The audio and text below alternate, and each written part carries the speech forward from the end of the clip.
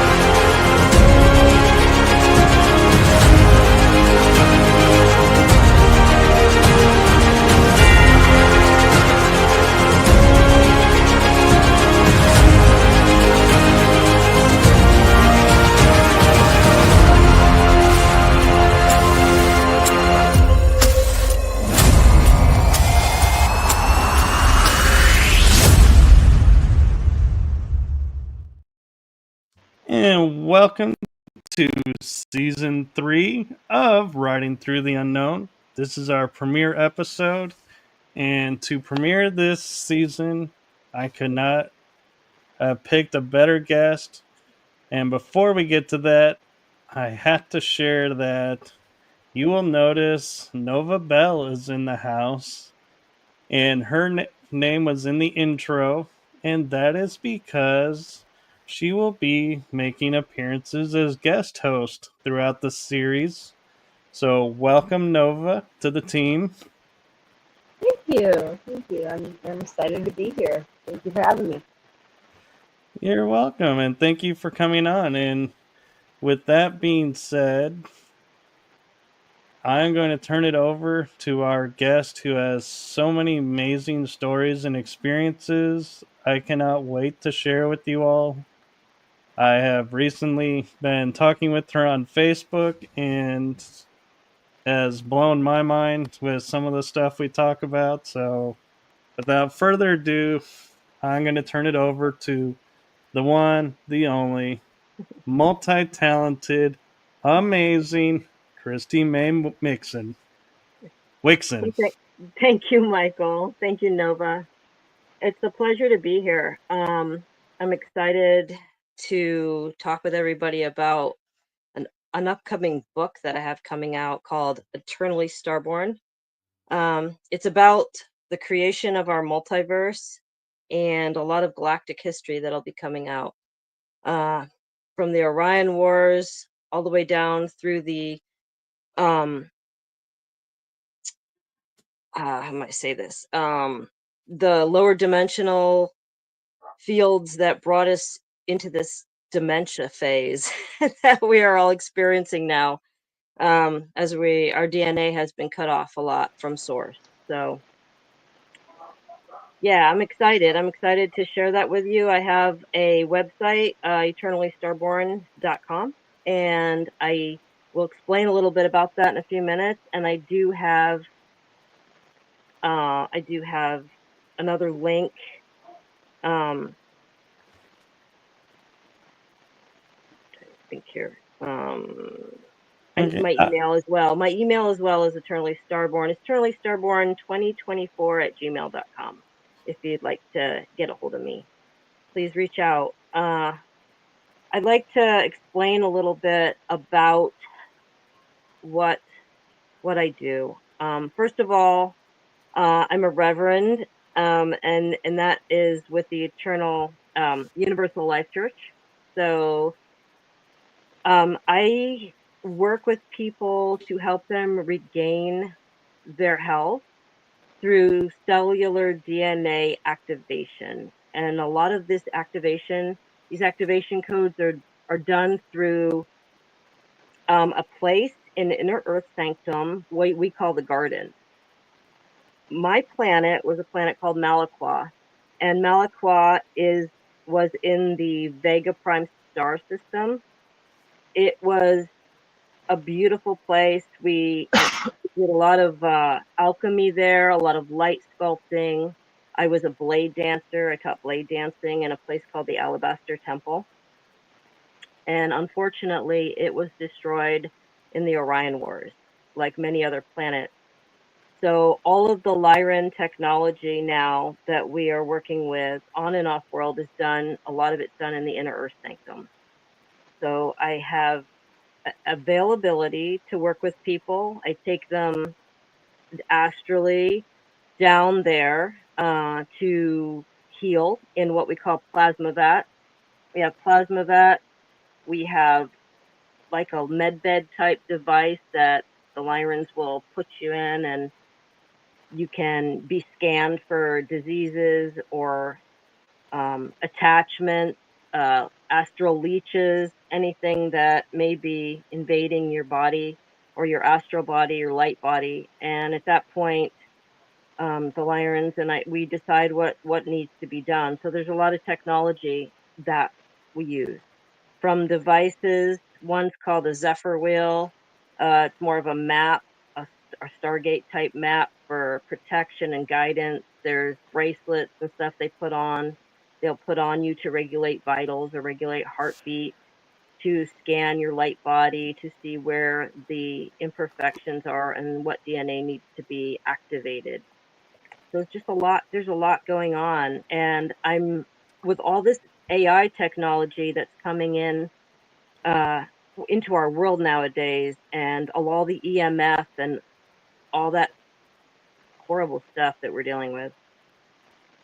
It's really important to keep your body healthy, keep it aligned, and keep your crystalline cellular structures, sorry, in tune. So the Lyrans are the ones to help you with that.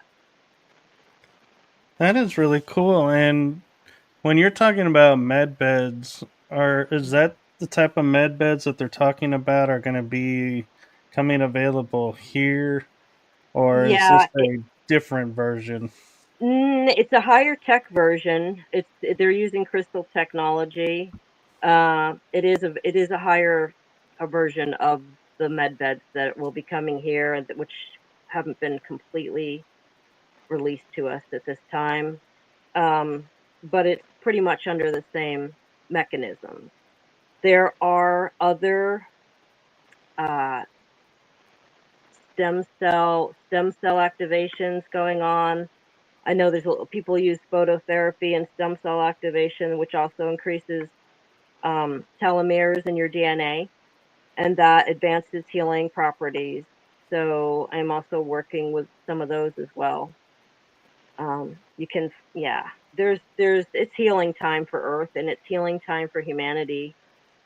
We've we've been separated, and our DNA has been distorted. It's been so abused for so long that it's just time for people to come together at this time and start the healing process. I agree. And Yeah. I'm kind of a little bit curious too, because I've seen some of the pictures of your blade dancing, Hmm. and I'm wondering if some of the martial arts has possibly utilized some of this technology or knowledge, and Yes. is it Yeah. similar or? It is very similar. It is a martial arts dance. The on Earth, martial arts again is used with prana, mana, and the chi life force, and how we integrate that into our body to to use that energy again to obtain it, to direct it, and to harmonize with it, to use it for different purposes. So when I was teaching blade dancing on Maa'Kaa, I did this in a place called the Alabaster Temple. There was a lot of light sculpting involved. So alchemy and light sculpting, our weapons were enchanted with an alchemy. We used different things from fire to water to wind, different elements. We had that ability because we were working on a different, higher dimensional frequency band and a frequency field. So 7th dimension to 9th dimension at that point, where things work a little different than they do down in the lower 3D dimensions. But yes, techniques are pretty much the same. The felines that I particularly am and that worked with were called Katai. And so the Katai were we were a rogue pirate band of like warriors that kind of banded off from some of the other Lyrans and felines because we wanted to have justice in this universe and multiverse. We didn't want to just sit back and take it anymore. Many of our planets were destroyed during the Orion Wars, and we wanted to get out and do something and make it. Not that we wanted to fight and kill. It's just that we didn't want to be killed anymore by these, races that were strong. They were very strong, and there was many of them. There were reptilians and that came and destroyed a lot of things. But I want to make something really clear so that people understand this. Just because we've had battles with reptilians in the Reptilian Empire and the Draconian Empire doesn't mean that all reptilians and all draconians are bad. That's like saying all Americans are bad, or all Anunnaki are bad. So that's not the case. It's intention, and there is a majority of them that are not very nice. But please do understand that, within this multiverse, there is a law of one, which actually will be coming in this area of our multiverse, although it doesn't exist right at the moment. And that is because this is a free will beta universe. And when I say that, I mean we're still under testing. So it's a genetic testing area with many different races. So even the grays, some of the taller grays, lesser grays, some of the middle height grays, they were here as well for that. There was a lot of testing going on, which most of them have been removed at this time from this area. I did get confirmation on that. So that's really important. I want to add too that there has been negotiations going on off-world. I know this because my father is the admiral to the Holy House of Lyra. His name is Maa'Kaa, and he is a big white, kind of golden whitish lion. And we do work with other high councils, from the Sirian High Council to the Galactic Federation of Worlds, to the Palladian Council, the Andromeda Council. There are other councils as well called the Galactic Councils, intergalactic councils, and then there are some above us that are starseed councils that actually I do not get involved with that. So there's so much going on. These negotiations have been laid out. They've been offered to many different races. We started out about a year ago with what we called the Fortress of the Five. So there were 5 initial races that the treaties and negotiations were offered to. One was the Lupin clan. One was one of the Katai was the Feline clan. We offered that. There was the Thuban Empire, the 3rd house of the Rising Sun. So that empire was willing to join us. So again, that was a big deal. And then there was the Valkyrie. They are not on world, but they joined. And the Dragon Legion, part of the Dragon Legion. So there's many Dragon Legions that are here right now that are working to govern this planet and to keep harmony here. So again, not all dragons are bad. There's a lot going on. And we're just kind of waiting at this point to see what goes on, what happens. I haven't gotten the word yet to come out with detail on all of it, but I can speak about it and say that it is happening and that there is a lot of hope for the future, despite of all this craziness that's going on right now on Earth. That's amazing. It is. It really, and humanity really deserves it because humanity has been through a lot, and it's time. It is time for humanity to wake up. It is time for disclosure, and it is time for everybody to come together in a unity. To We have to really work on our frequency and our vibration.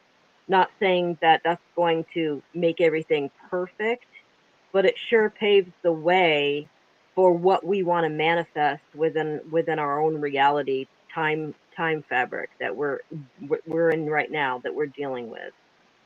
So yeah, That's a lot. That is a lot going on there. that is a lot, isn't it? Yep. Yeah, I like it. I'm So, curious, Chris. Oh, go ahead, Nova. oh, I was just gonna ask um, if there was anything specific that you could tell us that you guys are working on. Well, yeah, the negotiations we've been working on, yes. We've also, prior to those negotiations on the second wave of them happening with the higher council, especially the Sirian High Council, which the Lyrans have been working with since the cradle of Lyra was even created, a long time. So those negotiations have been laid out. There's also been frequencies that we've been establishing and anchoring and arcing into this time field. So bringing down from higher dimensions into into the lower dimensions. So that's what's really increasing the Schumann resonance on our planet. The Lyrans aren't the only ones involved. There's Pleiadians hard at work. There's Venetians hard at work. There's a lot of factions that are involved in the Galactic Federation of Worlds that get, a direct connection with an entity or an emissary, and that information comes in, and it's real, and it's real information, and there's a lot of really good people out there right now that are very legit and very trustworthy, and then are bringing this information in. Um, I have to say, because I do listen to some things that, I can tell whether it's, you know, good, whether it's hearsay or whether it's really legit information. And that legit information just sticks right in my gut, it just doesn't leave. Um, I do know, and I go back for confirmation on a lot of it because we're all distorted. We're all having some sort of distortion down here. We have to make sure the information coming in is true information to help us and to help humanity. And I think that's what a lot of us are trying to do. We're trying to get to the bottom of who we are, what Mm-hmm. our mission is here, what our purpose is, and how do we go about that purpose, and how do we help Earth, and how do we help humanity at this point in time? Because if we keep going down this road that we're on, we're not going to be here for very much longer. And I really truly believe we have the ability to manifest our own timeline, our own reality, and to bring in the higher dimensional realities and timelines that we can create. So as a Absolutely. collective, that's what a lot of us are trying to do at this point in time. Yes, absolutely. I love that. Thanks. I agree with you 100%. I mean, we're all here together. So there's nobody greater, nobody lesser than each other. We just all have information that we need to share, and we need to help each other along, try to reconnect to our source, to our creational, you know, what I call eternally starborn. I call us that we're eternally starborn because we all came from that creational place, and we all are eternal beings. We all Mm-hmm. choose to take different paths from there. So Mm-hmm. those that are not like, all right, let me explain this. There's immortal beings, and then there's eternal beings. And the eternal beings have stayed on the path of that enlightenment, if you will. Their DNA has stayed to somewhat hold those codes and activation codes. And they've consciously wanted to stay on that path because everything is a choice. Now, for those that are immortal, they have lost their way, and they rely on other things to keep them alive at that point, to extend their evolutionary process of their avatar body. We have an avatar body too, and we can heal it, but it takes awareness and consciousness and that wanting to learn how to connect all your DNA on a cellular level and not just go down a bad path and harm others and rape and pillage along the way. So those particular beings that didn't want to evolve spiritually, those are the ones that are having more of an issue. Although no matter what they do, they're still loved by Source, because Source is a part of all of us. Right. Right. So we choose our path. We choose our way, and I have fallen many times. All of us have. So, but the thing is no matter how many times you fall, it's recognizing who you are, where you are, what you are, and why you are, and getting back on the path to that eternal divine path of awareness. Absolutely. That's what the ascension process is all about, to get humanity awake enough so that disclosure can happen. Because these ETs and factions want to come down and interact with us, but they can't. They really can't at this point, because humanity wouldn't know how. They're not ready to handle it. And I'm not saying all of them. There's a percentage that aren't. Most of them are. And those that say the seed pickup was to happen and everybody's to jump up onto a ship right now, those that weren't ready biologically as well as spiritually wouldn't be able to make the trip, because their bodies wouldn't be, their DNA wouldn't be able to handle it. Right. And I actually have an interesting question.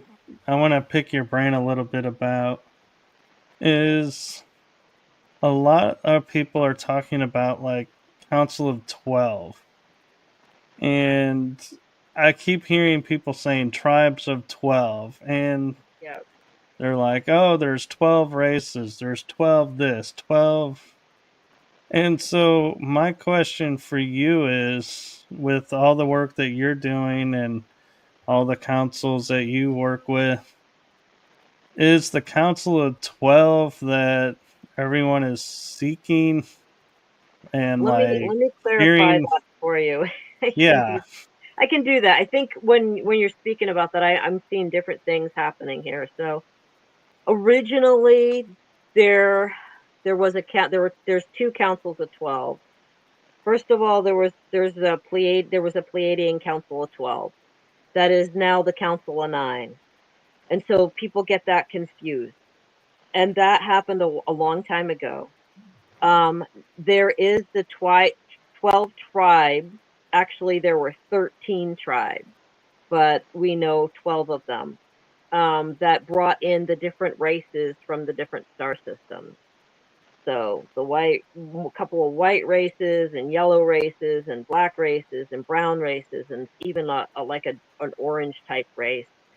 So there are many, many, many, many. I'm going to put something out there because I feel this is a good opportunity to do that. I have a dear friend. Her name is Chantel Goldray, and she is amazing at putting together a lot of this information as well.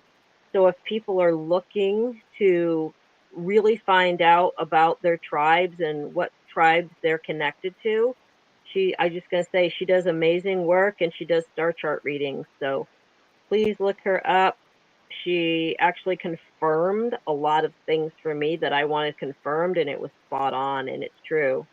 So, but yes, there are 12 original tribes that were created from the Lyran genetics that were seeded here into this multiverse. Because all humanity comes from the Lyran genetic coding. It was part of the cradle of Lyra. So there were, yeah, it's a really interesting thing. People think that the Anunnaki created humanity. They just helped with the digression of the DNA. So we had what they called angelic human DNA, but it was actually a Lyran human DNA that was created.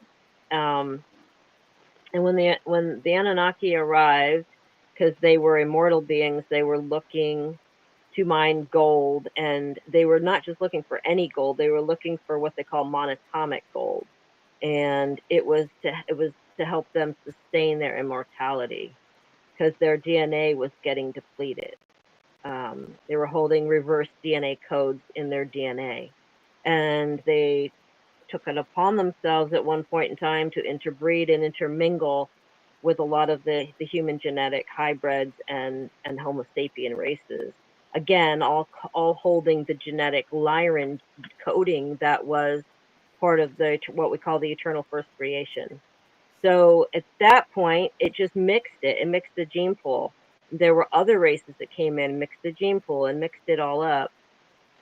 But those 12 tribes were original guardian races. They all came from the original guardian races and the founder races and the Lyran races. So they were definitely guardian, angelic, human, Lyran, stellar genetics before they were reversed in a genetic engineering type way. Okay, cool. And I actually have a question for you, Kristy, and Nova. And it's something I've talked about on another episode with another guest. And it's, I don't normally do religion, but it's something that I feel like will help people maybe plant the seed of helping them realize that not everything that they've been told in religion makes sense and may open doors.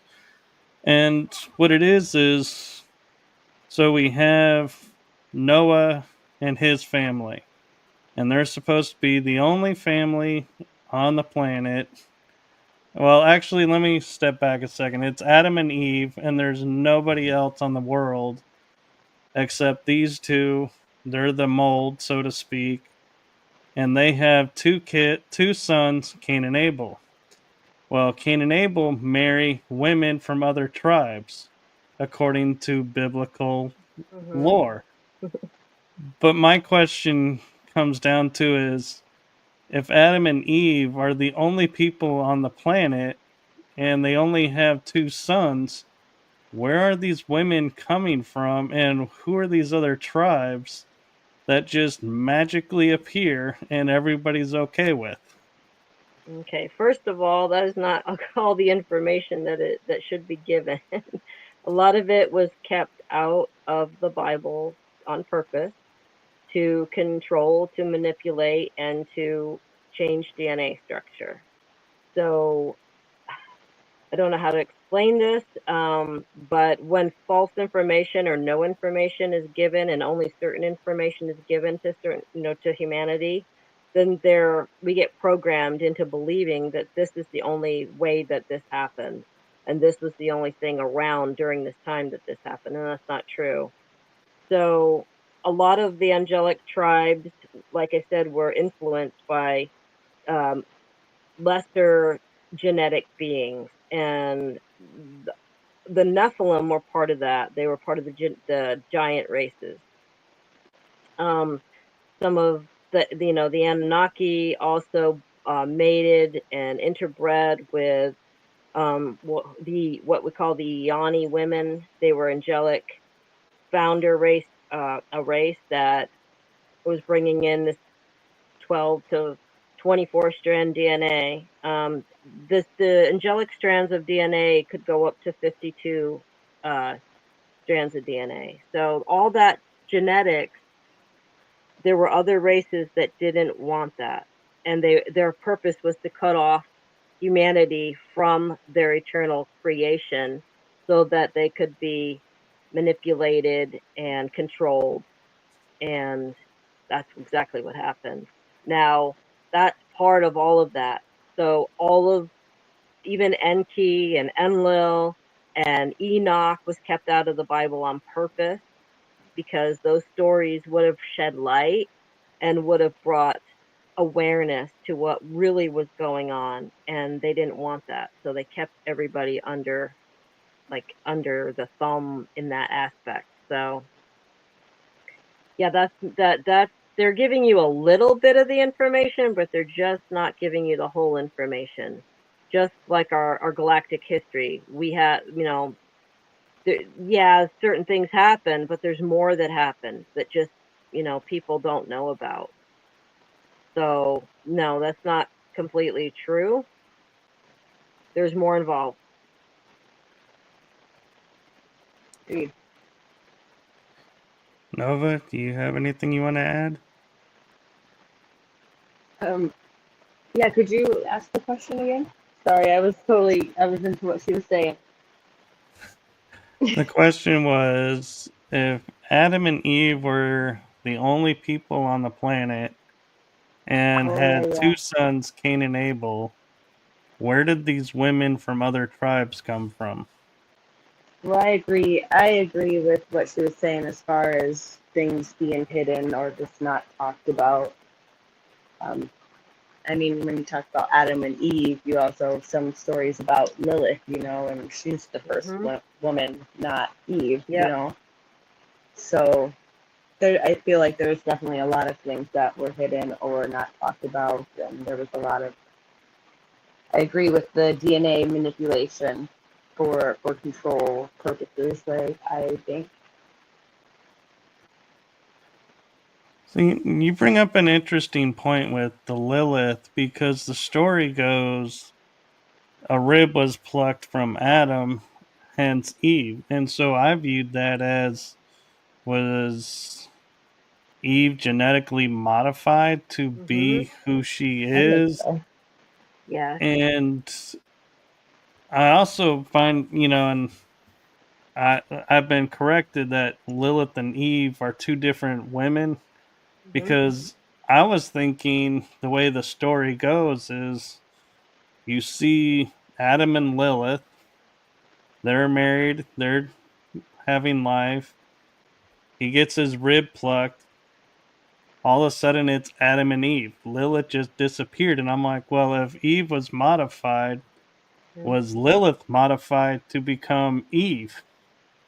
I've wondered And that myself, actually. There's definitely a lot of genetic splicing going on. For sure. Yep, totally agree with you both on that. And if you knew the real truth, then they couldn't, control everything. So it had to be. It's not that the Bible is not real; it's very real. It's just that a lot of the information was kept out of it on purpose, so that there could be control and manipulation. Absolutely. Yep. well, in studying the Bible, I took a course in college about it. The thing I have about when people say the Bible is the Word of God and the book is, my mind goes and looks at what was going on, and it was 30 years after Jesus the first books of the Bible were written, and lifespans what they were, and nobody's apparently writing anything down, and then they decide 30 years later, hey, we should write this down. I go and I say to people, remember the telephone game? How you Oh had a yeah. group of 10, 15 people and you could never get the same message to come around the circle? So, Right. how can from 0 to 30 years be an exact truth of storytelling? There's no way. That's very true. No, it's totally not being given the whole truth at that point. And I am gonna say something because I feel like I need to. But there were three Jesuses, not just one.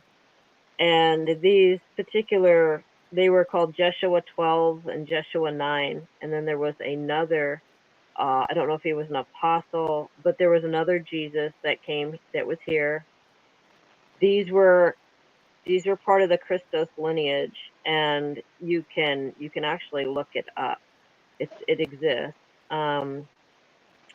There are things out there that can give you the story on it, and they were sent here as they were high masters, and they were sent here to help humanity and to give humanity a chance to learn and listen and learn. They had places. They had a place called the Mystery School, and the Mystery School was where a lot of these teachings took place from the original. When they weren't called Jesus, they were called Jeshua. So it was Jeshua 12, Jeshua 9, and this other Avitar Jeshua that came down, and the people didn't really listen. And again, it was a mess. How they ascended out and they went back to where they came from. So I almost wonder, because I did a story where I was looking at the legends of King Arthur and the Knights of the Round Table, and I always thought there was something unique about them, but I always thought it was just that they stood out for humanity. And then I heard Laura Eisenhower say they were representatives of the zodiac. And so I was like, really? And so I looked at that, and I realized zodiac has elements attached. And so my mind went to, well, what else has elements? I was like, well, the star seeds resonate with elements. So I started looking at which elements resonated with what star race that I could find, and started to look at and go, could the Knights of the Round Table in essence been star being hybrids or pure star beings here? And when you were talking about the apostles and how they were thinking and elevated in the roles that they played, I mean, even, look at Judas, who chose to betray and take on the persona of the betrayer because that was what he signed up for and agreed to do after being asked to. But people don't want to hear that he was asked to betray. Right. And so I start to think, could the apostles have been hybrids or star beings? Very yes, yes and yes. We are all star beings to begin with, and a majority of us, even through the time frames that we have incarnated here or other planets through many millions of years, yeah, we're all hybrid to a certain degree.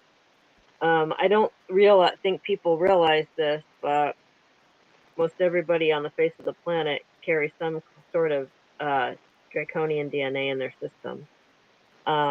It's just the way that it works, and that's not a bad thing.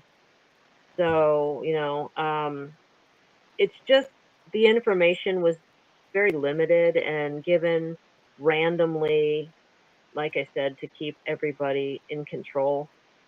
So if you get bits and pieces and you're told to believe that, just that, and that's only the way you believe, then, or or God's gonna punish you or come down here and whoop your butt or whatever. That's not the way God works. So you know, there's no fear in creation. Creation is the process of creation works on frequency, vibration, sound, light, and color. And it all stems from a place called the void and beyond this void area. So it was, I mean, nobody knows completely on the face of the earth, I don't believe, what is beyond the void. I remember being in that void area, and I know there's a lot of other people that do as well. And so that's part of what I'm writing about in my book, about the void and about the physics of it and how it collaborates to get to where we are now. But if you really say that you can remember how, who, if you really know how it all started, I don't think any of us on this third dimensional reality can actually say how it was created completely. We have ideas, we have connections, we have remembrances, we have, those soul connections, and we're all trying to get home in that sense. All of us are spiritually, consciously trying to get back because we are part of creation. We were created from creation, which makes us part of creation, which in turn makes us creators because we can create anything we want to. So we manifest things into a creational process, but it's will, it's determination, it's love, it's all of that energy that we put forth into our reality and we draw from. So when there's fear, nothing can be created. When there's hate or lack of love, nothing can be created. It's destroyed.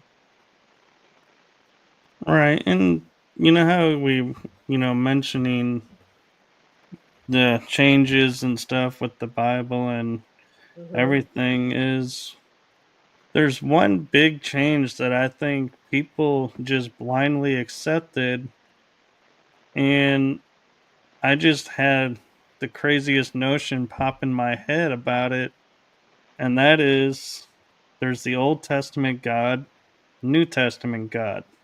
Mhm. One that is vengeful, one that's forgiving. They all suddenly have different personas. And the thought that popped in my mind was we had the Christ, Antichrist.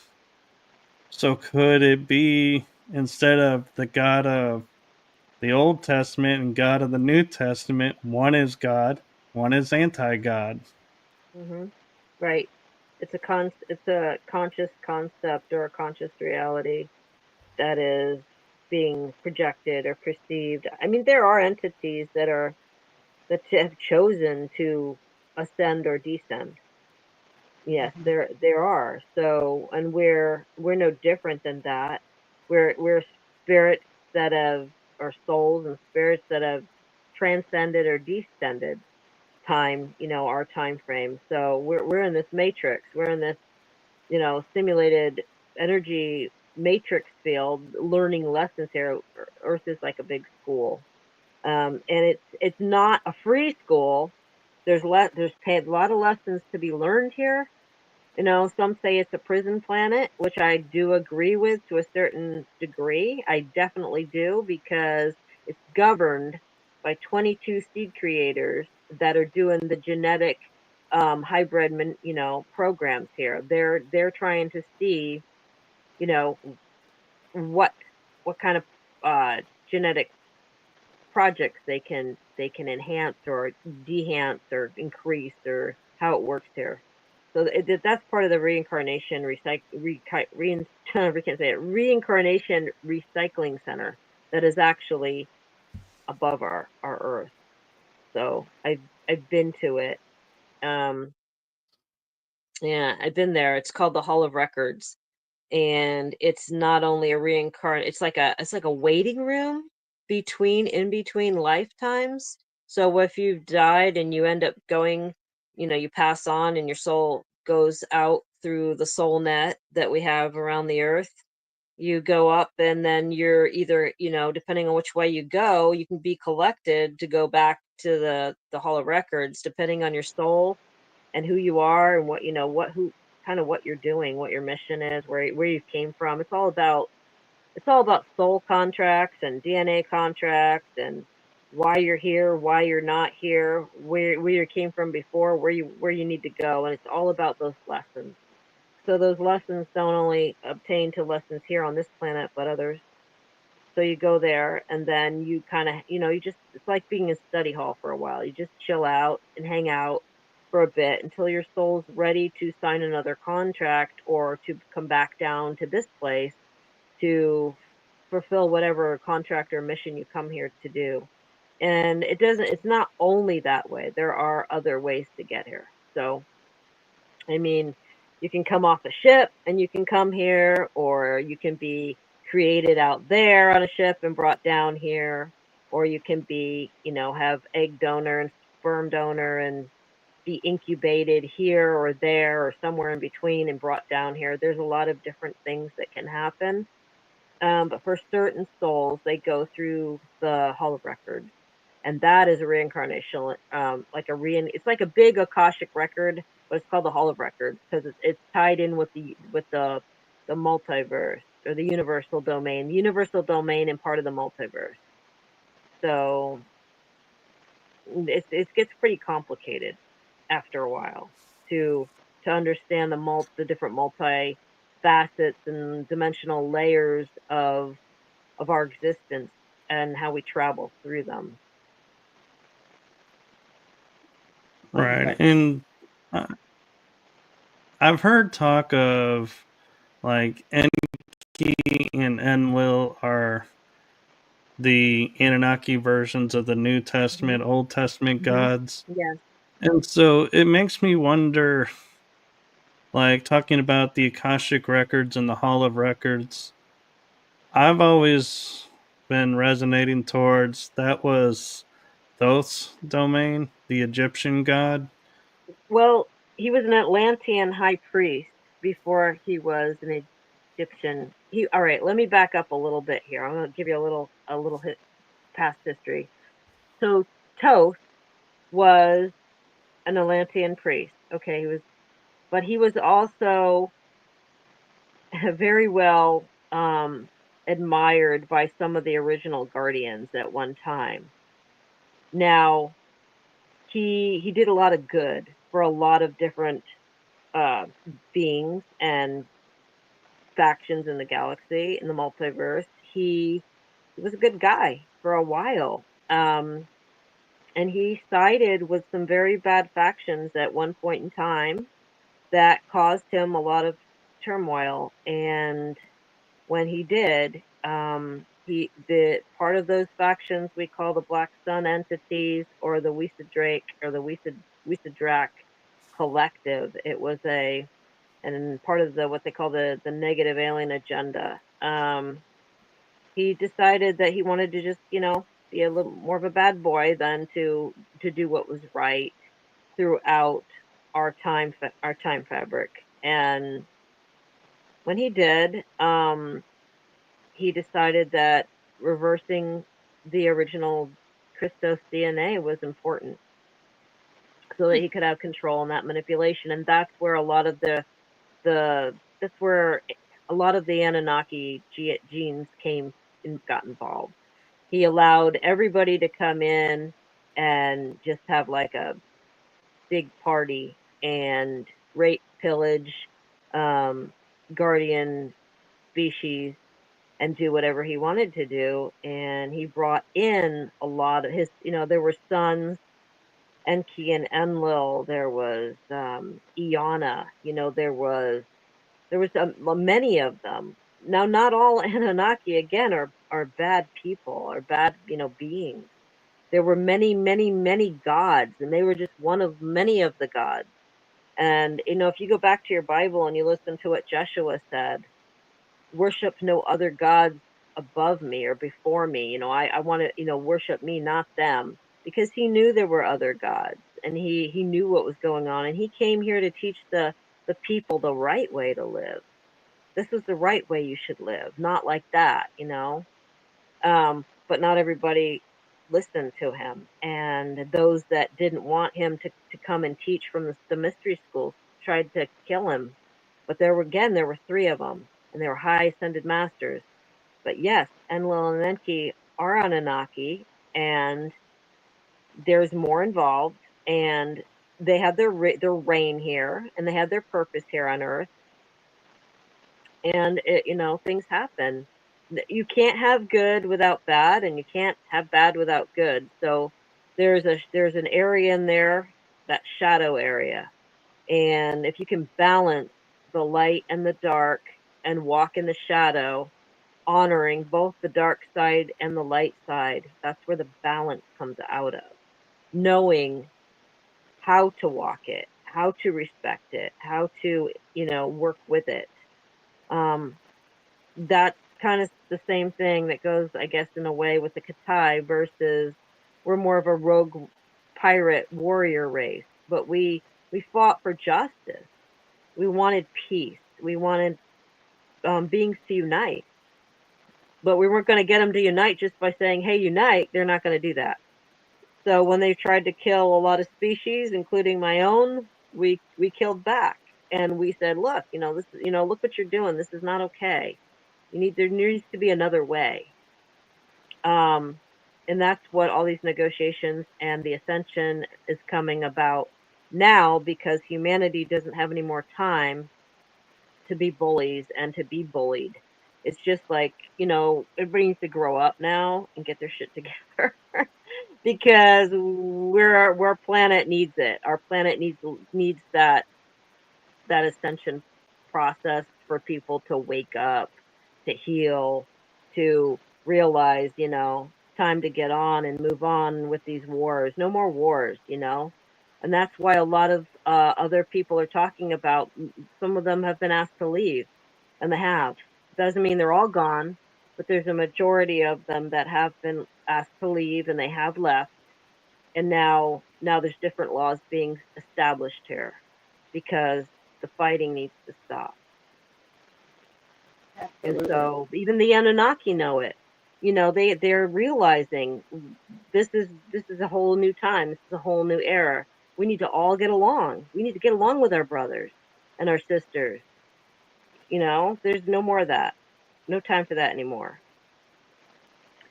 So I have many good friends that are Anunnaki, and they're learning just like I'm learning, and we learn together.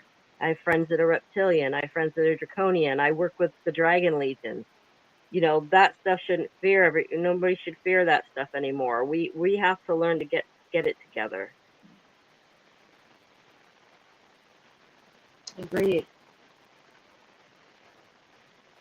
And so, before I go further, because I've been asking a lot of questions, I want to give Nova a chance to ask some questions that she might have. Sure. Well, I can't think of any off the top of my head, to be completely honest. I've been following along. But yeah, I agree with what you're saying 100%. Right. It's just been so much war going on for over 950 million years that it's time, Otherwise, Earth might not exist. We have to really think about that as a human race and a hybrid race, whatever we are down here. We are a mixture of many different things, but we're all still on this planet together. So it's time now. It's time for disclosure. It's time for the truth of the original galactic history to come out. It's time for, everything to be laid out, because Earth needs us. Earth needs our love, our healing, our help. The beings on the planet does, the animals, the elementals, the trees, everything. And we're all here together. There's nothing that separates us unless we separate ourselves. And then if we separate ourselves from source at that point. So that's just how I see it. And I just don't think there's much time left. And the time that is left, it's our choice.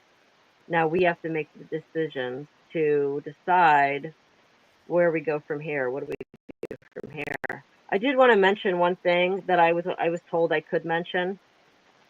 Just kind of got some word that I could mention it. I will go as far as I can with it. So these negotiations that have been set forth,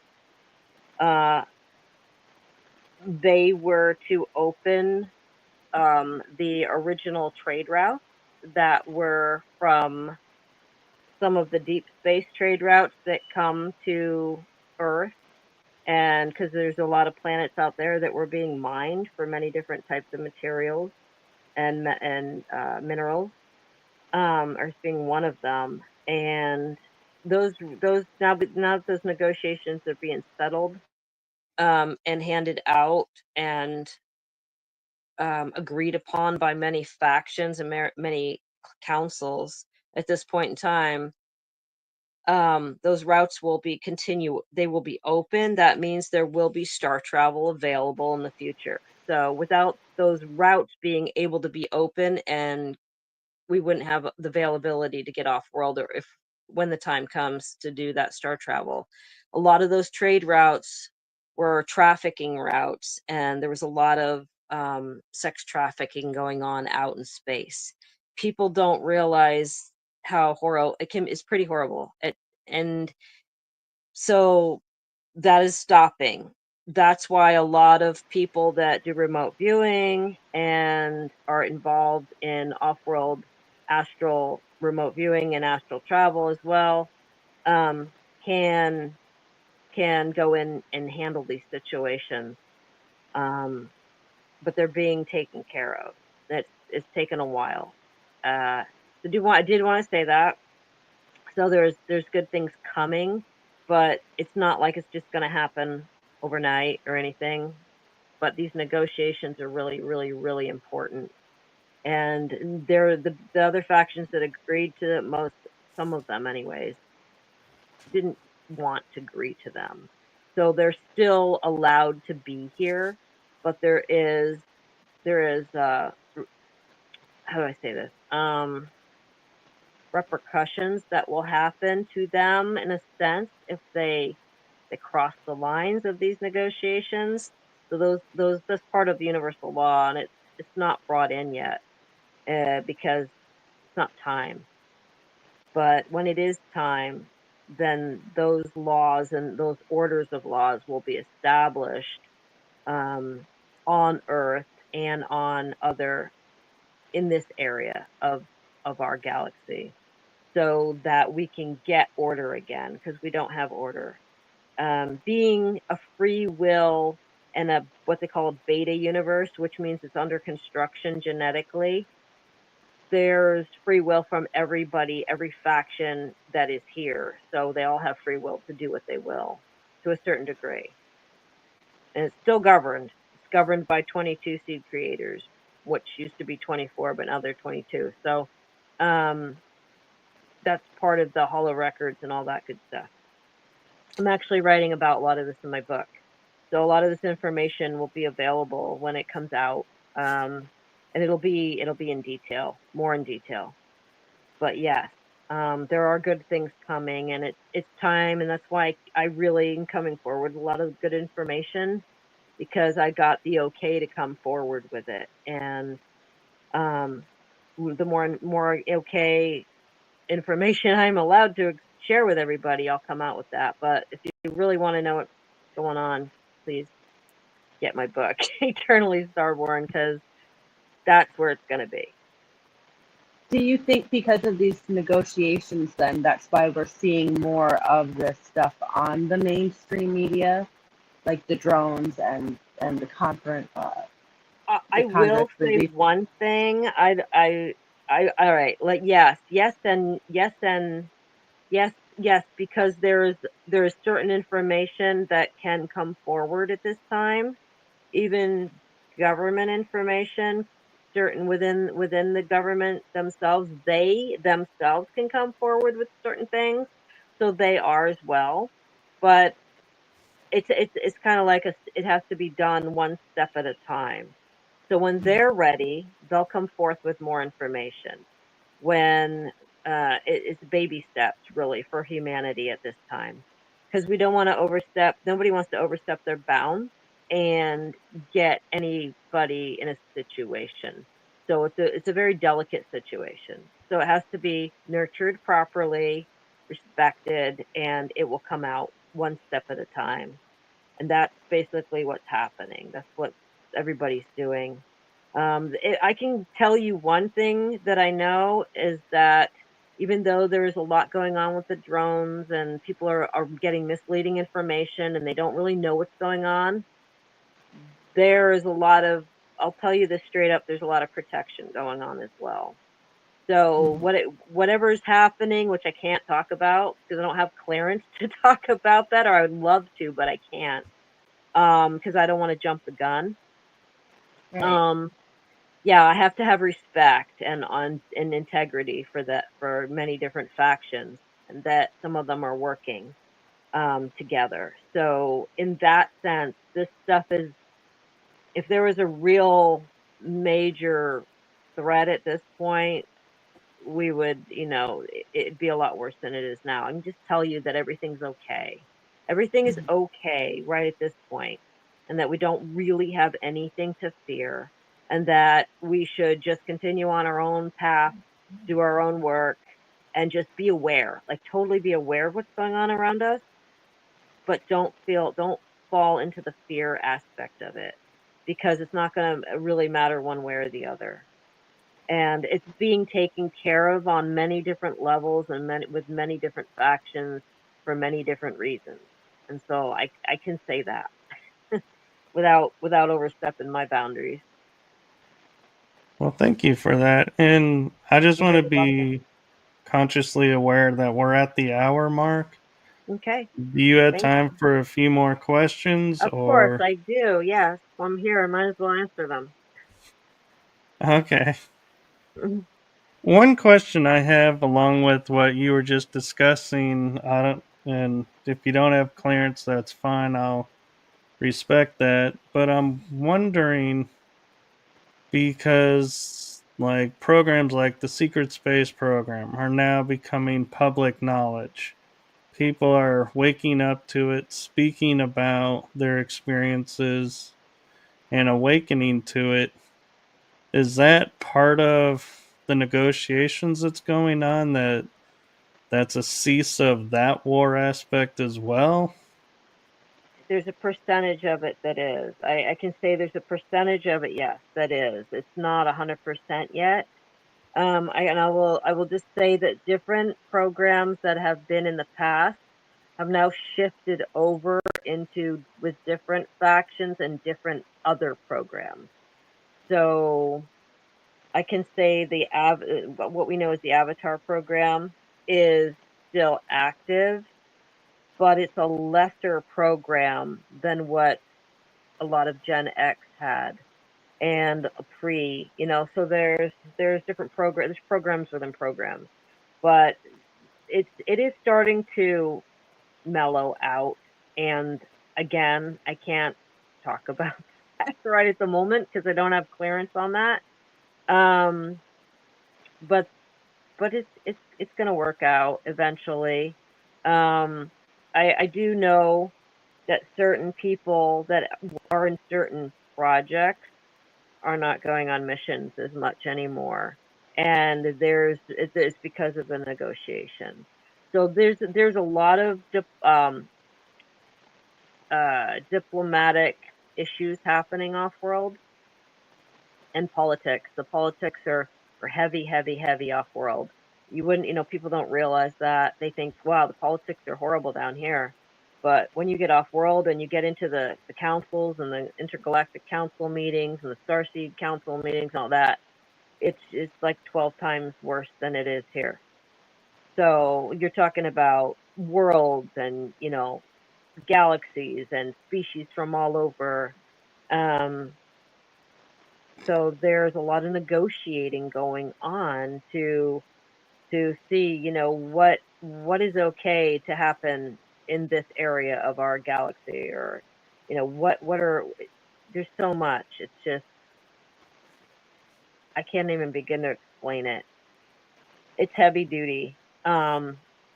But like I said, Earth has been governed by many different factions for many different millions of years.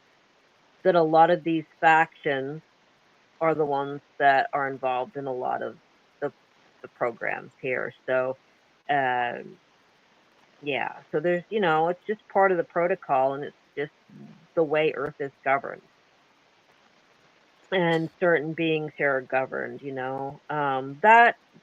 That's probably going to take a lot to, get into. I try to stay out of that aspect because I do know how it works and I respect it, and I'm trying to stay out of that at this point in time, and I'm trying to focus more on the results of where do we go from here and what do we do to help humanity at this time, especially with the Lyrans and the feline races, and there are a lot of other races that are here, not just the felines, but the felines are a big part of it. So these other races that are working together with us There's aquatic beings. There's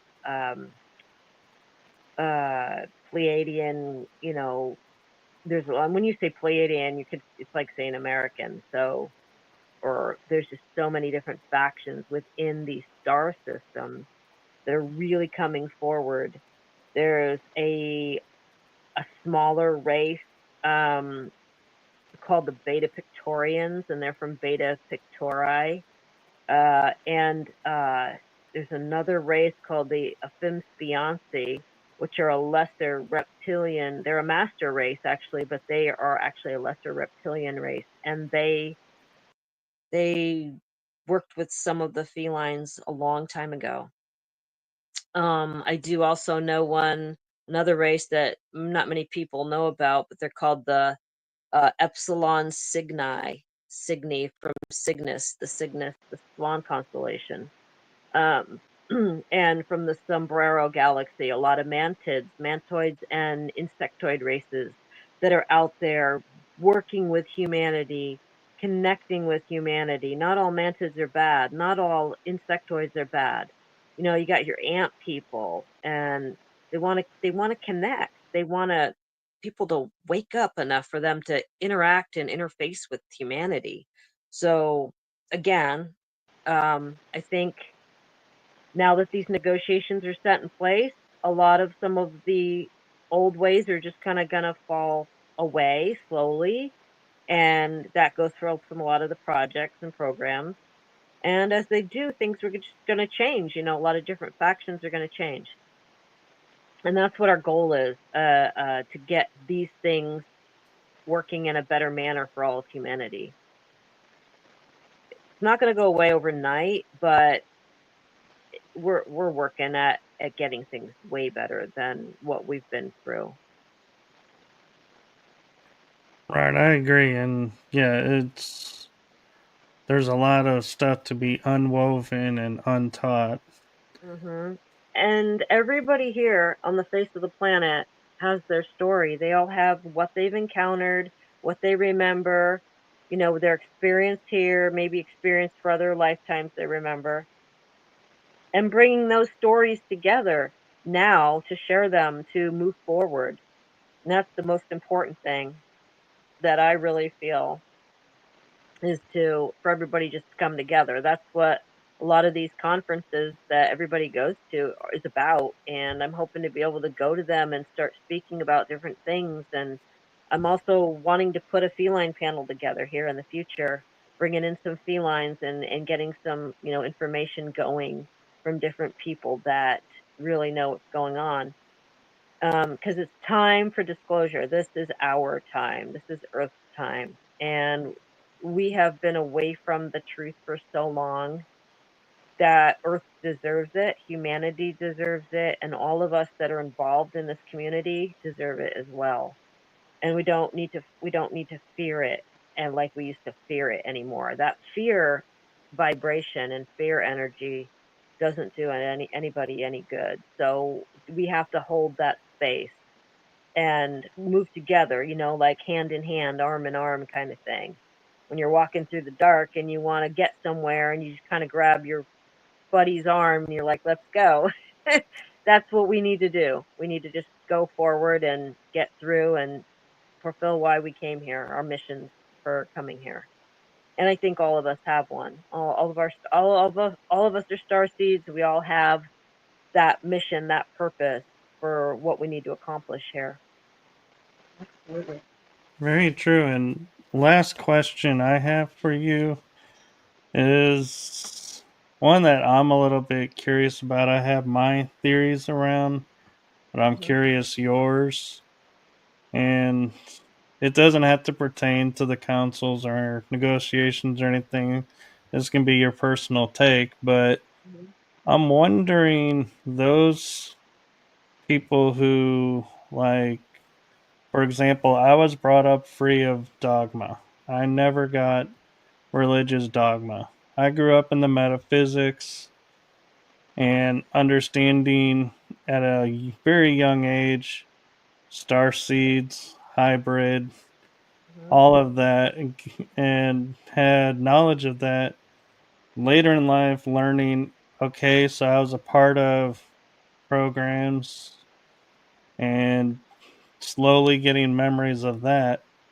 Is it because of the fact that I had accessed my star side first that I'm able to go and say, help people in the astral, help those forces that are doing the good and breaking out of the program of we can only go in astral for this or that and make the choice myself to do things? Is that why some people are becoming on the positive side and kind of drifting more to now focusing on the positive than the negative aspects of the programs? Well, okay, first of all, I think by many people here on Earth raising their awareness and their consciousness, and the Earth has a consciousness as well. And so, even on this lower dimensional frequency that we are in here, so we're all interconnected. So, you being a starseed and having the availability of not being so programmed when you were younger helped you, but it helped to keep your oversoul and your consciousness open enough or balanced enough so that you were more aware of what was going on, I guess, in a sense. Um, you had that advantage that, over other people too that were, programmed more at a younger age. So depending on your soul and where it came from and what it remembered to bring here, even if you were put through a lot of dogma rituals, I think if you're a starseed, you're still going to break through a lot of that. So your soul signature is going to want to break through and awaken because starseeds all have a mission here. Where a lot of us are called indigo children, and there's different steps to those children that come in to break down this paradigm and to recreate a new one, bring in different energies. So yes to that. I'm trying to think of the best way to say it. But no matter what we go through here, what trauma, what turmoil, what program, what project, what they try to pull the wool over our eyes, I think who we truly are at the seat of our soul keeps us on the correct path for whatever mission we've come in with, or whatever mission, even if we don't realize we came in with a mission and we think we're creating our own mission. Whatever our concept of reality is in this dimension, we come here with a purpose. Okay, thank you. Yeah, And you're very welcome. I just want to say before we wrap this up that all the links that Kristy had mentioned in the beginning will be in the description, and so you'll have access to those. And I want to thank you, Kristy, for being the premier guest. And Thank wow. you. Thank you. I appreciate that. I do want to shout out to a friend of mine. Tom Reed is a really good friend of mine, and he has a park, and it's called the UFO Park. And I was right here. So yeah, this is if you ever want to check out some amazing information, that is true and goes down in history, even with the Roswell History Museum. Check out Tom Reed Incident and UFO Park. It's worth it. He's a great guy, good friend of mine, and we kind of got each other's backs most always. So just wanted to Yeah. mention that. And yeah, and I do want to mention one other thing. There's some friends of mine that I we'll be working, possibly, I'm not for sure, but we'll be working together on some musical stuff for the book. And if we kind of throw this into a music, I'm going to throw music into maybe a movie script or something as well. There'll be some information coming out. So keep posted on a lot of that. All right, cool. And Thank you. You're very welcome. we are on UFO Expo, which is Tom's network as well. So we He's are an grateful to him. amazing guy. Okay, and with that, we are going to wrap up this pre-recorded episode. And so this is where I normally would say thank you to everybody who was in the chat room, but right now they're not there. So I'm going to say this in the hopes that you are there. And thank you for watching.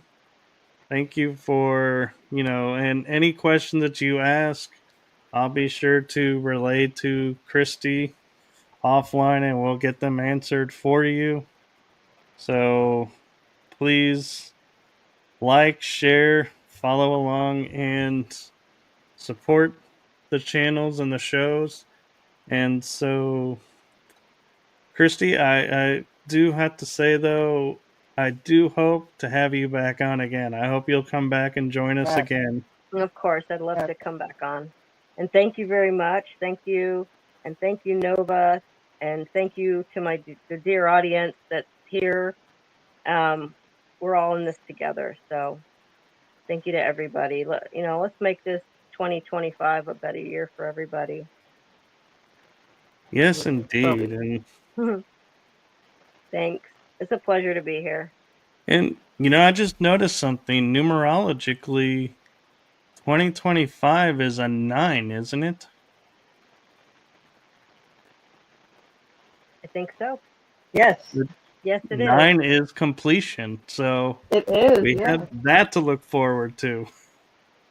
So we're on the right track. Yes, it is. Perfect. Yes, and I want to thank you, Nova, for joining us and joining me on this journey. Thank you so much. I appreciate it. Thank you for having me and bringing me along. Thank you so much. Thank you, Nova. Pleasure having you here.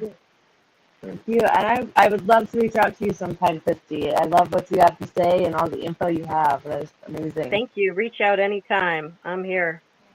I will, for sure. Thanks.